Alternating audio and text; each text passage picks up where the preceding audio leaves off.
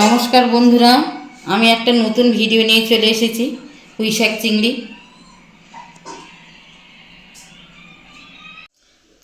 পুঁইশাক রান্না করতে কি কি লাগছে একটু দেখে নিন। লাগছে পুঁইশাক 700 গ্রাম আমি কেটে কেটে রেখেছি,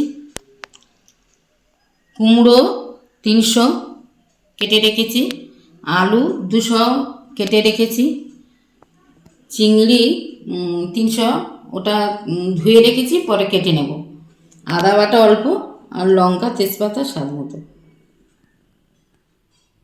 রান্নাটা হচ্ছে আমার সর্ষে তেলে 5 ফোড়ন দিয়েছি। এবার আলুটা একটু ভেজে নেব।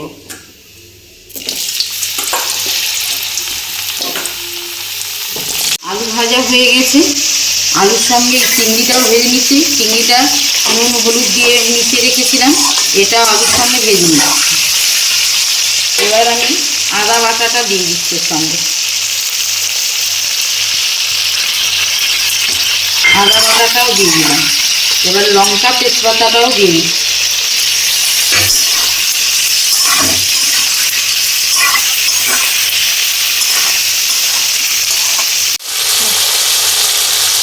আলু চিংড়ি ভাজা হয়ে গেছে, এবার কুমড়োটা দিয়ে দিলাম।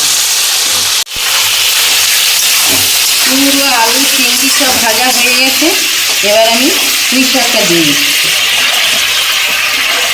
এটা আমি জল দিয়ে সেদ্ধ করতে হবে, একটু সেদ্ধ হোক।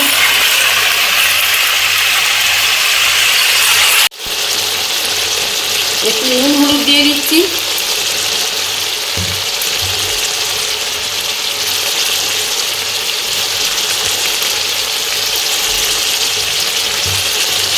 এবার আমি জল দিয়ে দিই।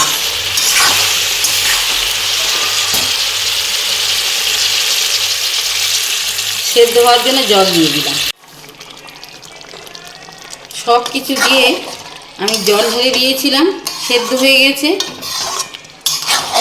এবার একটু চিনি দিয়ে দেবো, একটু চিনি দিলে ভালো লাগবে, ওই জন্য অল্প করে একটু চিনি দিয়ে দিলাম। রান্নাটা আমার হয়ে গেছে, এবার নামিয়ে নেব। পুঁইশাক চিংড়ি আমার রেডি। আপনার বাড়িতে রান্না করুন, খেয়ে দেখুন, আমাকে কমেন্টস করে জানান।